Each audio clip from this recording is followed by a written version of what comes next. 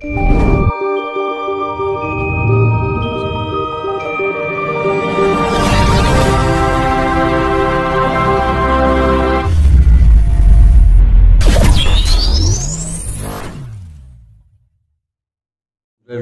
unine tiyang kathah dikelompakaken teng mriku namanya punden. Terus punden dinamakaken jenenge kiyambak-kiyambak. Nek mriki punden namanya landem. Terus liya-liya desa niku enten wit wit napa-napa, wit gempol, wit asem, wit Nggih. wit-wit ngoten niku. Ya ngoten niku kan senengane tiyang kathah diselap teng ngoten niku lho. Di pamane ndamel ramen-ramen. Ramen-ramen niku nggih nanggap-nanggap wayang, nanggap-nanggap tanda niku dikelompakaken teng punden sing didamel niku. Gamelane tiyang punden niku. Mboten niku Mbah nggih. Tiyang sing pertama bubak ten gene dusun mriku napa pripun, Mbah? Lah nggih ngoten niku kan upamane nggih buka dusun Nggih. dadak Gemaharjo. Iki tandurane metu apa-apa pangapa jiwane gampang do seneng-seneng tiyang kathah sarujuk didamel punden teng mriku ngoten lho. Teng wit mriku upamane ngoten. Upamane nggih teng gone sumur ta teng napa ngoten. Nggih, biasane sumur Mbah niku. Lah nggih niku kan nek empun ngoten anten setan sing manjilma tegese brungke kencelokan doreng. Nah maksudnya brungke kencelokan doreng niku ngaku-ngaku terose niku Mbah Buyut ngoten lho. Nek seje kalih punden mriki landem niku seje. Berarti benten-benten Mbah nggih niku. Hah?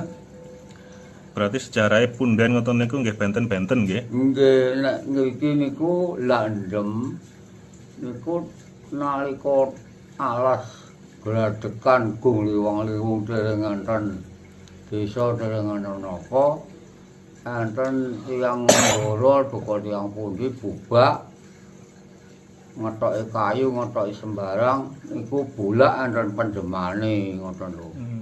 Itu sing dipendhem niku duka sinten mboten ngertos. Bulak duka pinten kilometer lambane nggih mboten ngertos. Niku wonten niku Mbah, kuburane Mbah niku. Enten kalih. Lah enten kuburane kalih niku nggih mboten ngertos sing sinten. Namine jenengan landem bulak-bulak kok ana pendemane ngono. Bulak niku pentak ngoten lho. Nggih. Kabeh rumbuk dibabat kok kuwi bulak dhewe. Ana pendemane. Nek saking pemanggih kula nggih kados-kados saking kebawah kerajaan Kediri menawa. Mergo nek dingetakaken mriko teng dusun duka Kedung Primpen, duka nderek pundi niku wonten saniki pun dibubaki wone nggih kajeng napa-napa nggih geneng sebute ngerancang kencana. Ngerancang kencana. Nggih, negara ngerancang kencana. Mriki niku Mbah. Mriko mboten ngriki kan landem. Landem. Nggih, landem. Nah, sakidul kulane landem niku enten namanya Rondo Bendolo, tapi benere Rondo Jenggolo. Ngoten lho. Mbok Rondo Jenggolo niku menawa benere namanya wong saking lawase tiyang muni-muni saenake dhewe saking lawase. Rondo benere Rondo Jenggolo ngoten lho. Nggih. Namanya Pelosok Kembar Rondo Jenggolo. Niku nggih dimangani nggih termasuk punden. Naming bumi temu Dukuhan Dono mriku. Nggih. Jejere nggih jejere dong alum iki. Mbah, nah terus manfaate sedekah bumi ngoten niku napa, Mbah? Sedekah bumi. Nggih. Sedekah bumi niku wau-waune nggih rame-rame niku nggih tiang-tiang rumangsa tandurane metu, rumangsa Gemaharjo. Nggih sami mbeta panganan, mbeta ambeng, mbeta napa ngoten niku kawite. Terus robah kali wong-wong sedekah bumi saged, nyadran saged, manganan saged lho, ngoten niku. Nah nggih manfaate niku nggih bentuk rasa syukur terhadap alam nggih niku. Nggih. Nah miturut lingkungane kiyambak-kiyambak, tegese termasuk sakniki darani danyang ngoten lho. Danyange teng mriku niku. Danyang niku sing mbau reksa wilayah mriku ngoten. Mriko nggih kathah danyang, pundi-pundi kathah danyang. Mriki tasik niku Mbah nggih. Tasik diuri-uri nggih kados danyang ngoten niku. Danyang niku pengenane mpun ajeng bubar. Tegese manganan mpun ajeng diilangi dirintis sing sekedhik. Kalih tiang-tiang sing boten seneng manganan itu. Nane nggih lho sakniki wangsul malih. Rumangsa sak badane dirintis ajeng diilangi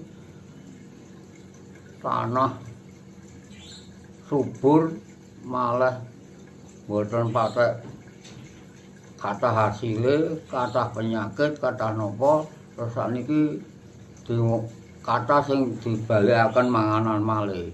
Waune ajeng ilang. Ten mriki nggih. Nggih teng pundi-pundi, boten mriki tok. Ten kene kula nggih tasik ngoten niku. Lah nggih teng pundi-pundi, boten mriki tok. Kalih tiyang boten seneng. Nggih ngapunten sing boten seneng nggih bangsa santri ngoten mawon, kula nggih santri tapi kan boten ndelik-ndelik ngoten niku. Rose tiyang agama dilarang muja kayu watu bangsane tahayul. Nggih. Nah, niki mboten muja. Niki kan sedekah bumi manggene teng mriku ngoten lho.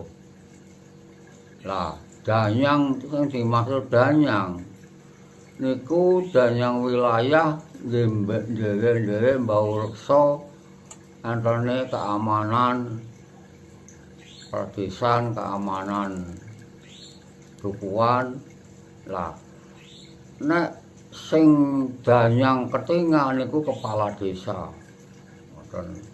Niku danyang sing mboten ketingal sing teng punden-punden niku. Sing mboten katon nggih, Mbah. Nggih, nah niku makhluk halus namine. Nggih.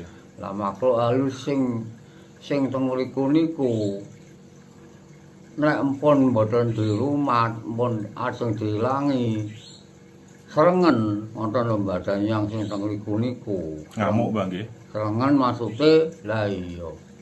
Aku timbang wis ora mau tau, ora dihormati wong-wong. Aku melok gabung bencana sing ape teko pisan. Lah apa ngoten. Nggih. Nah, nek danyang sing ketingal danyang negara niku kan kepala desa. Ngayomi rakyat sak desa ngoten lho niku. Nek danyang kelompok-kelompok nggih sak wilayah ngoten mawon.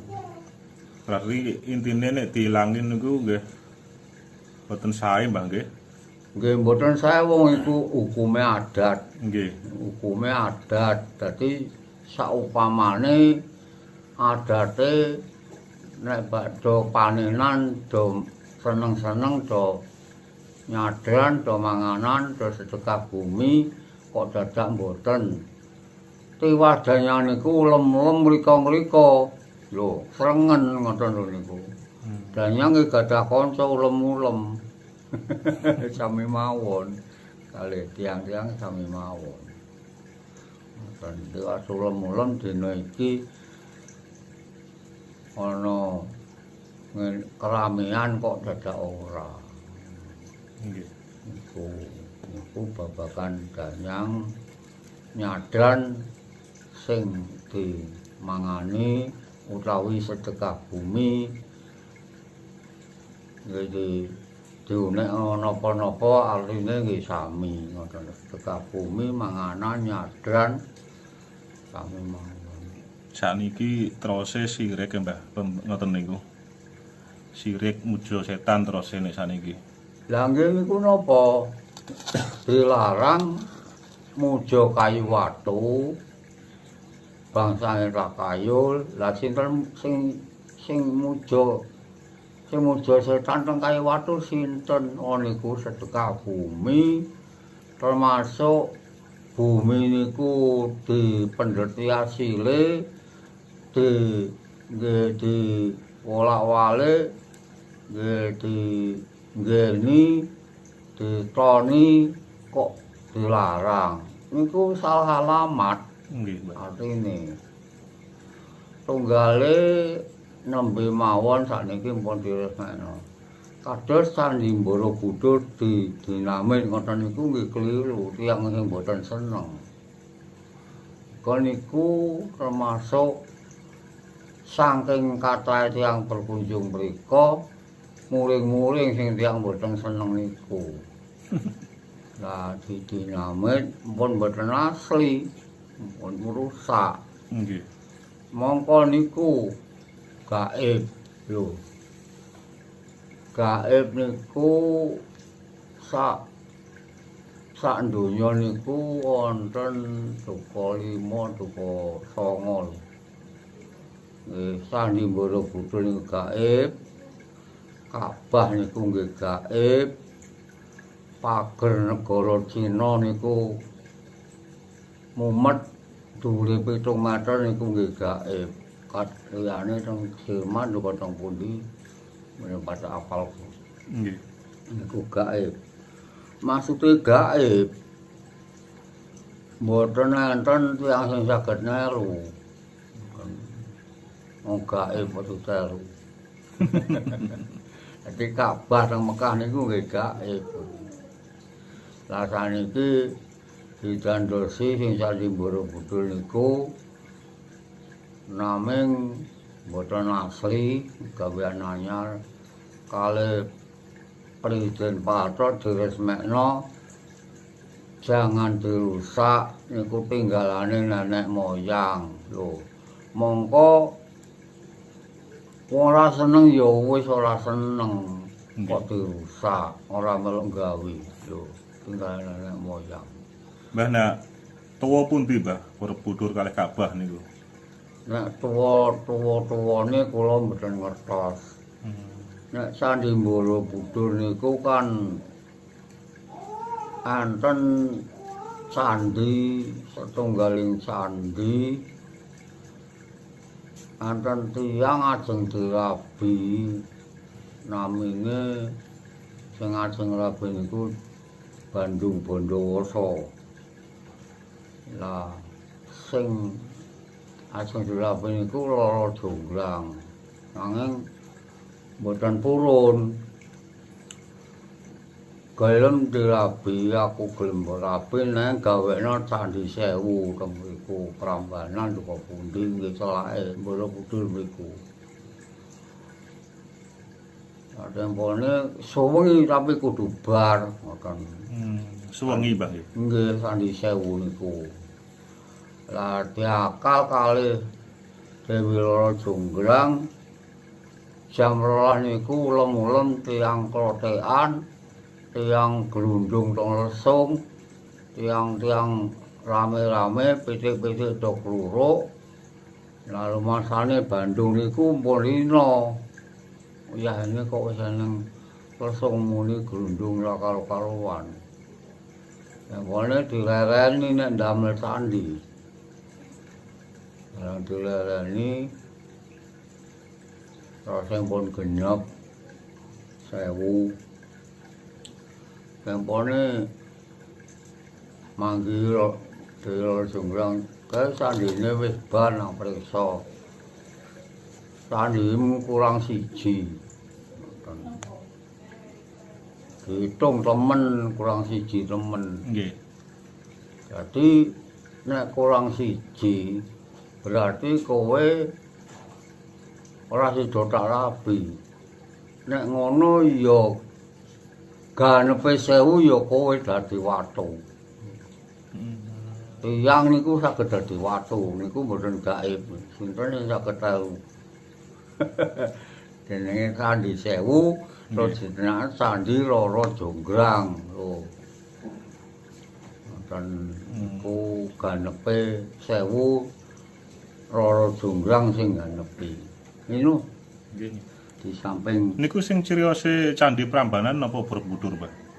sing celake Prambanan nggih enten wong candhi niku kathah, candhi Mendut, candhi kula nggen-nggenane lho mboten ngertos niki namung cerita sejarah ngoten mawon. Nggih.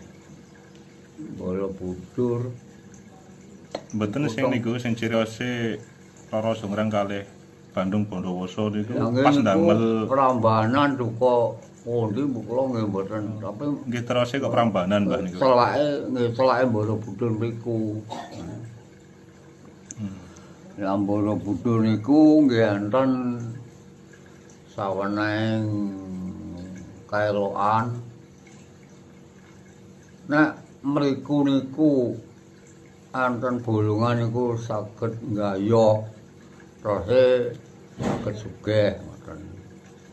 Lah nek mboten gaduk nggih mboten sugih. Nggih, wonten Mbah niku salah setunggal. Terose lho.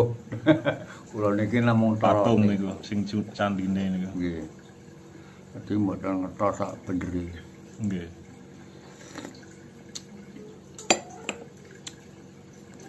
Niku babakan kemakmurane raja zaman niku damel candhi terus damel patung. Patung niku gambare tiyang. Saniki patung niku dadine foto ngoten lho. Nggih. Nek dek biyen patung niku nggih persis tiyang. Nameng kan patung delengaken foto. Nah saniki foto nggih persis tiyang tapi kan foto. Dek biyen